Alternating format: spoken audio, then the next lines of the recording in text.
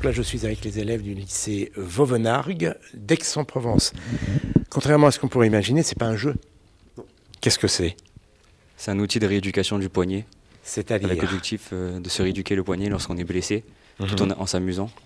quand je disais c'est pas un jeu, c'est un petit peu un jeu, mais à destination de rééducation. C'est quoi le principe? Le principe, c'est qu'on va bouger un labyrinthe à billes à l'aide du poignet.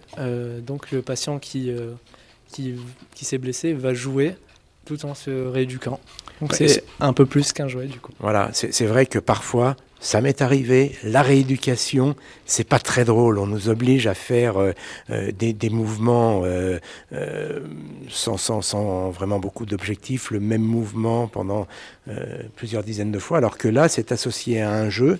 Donc, et en fait, on va bouger la plateforme, le labyrinthe, avec la main.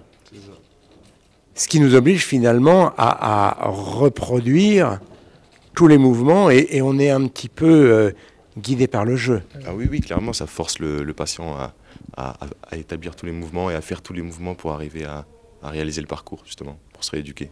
Ok, comment vous avez travaillé? Vous avez travaillé avec... Alors on a travaillé avec des logiciels de simulation 3D pour ensuite imprimer les pièces. Ils ont travaillé en électronique avec du codage pour tout ce qui est transmission des données et ensuite, par exemple, ça, on l'a fait nous-mêmes avec un ébéniste. Ok, et puis vous avez aussi travaillé, je suppose, avec des kinés.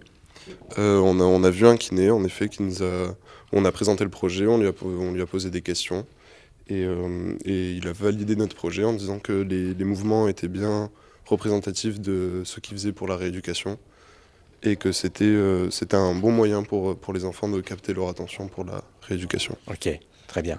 Bravo. Merci. Bravo.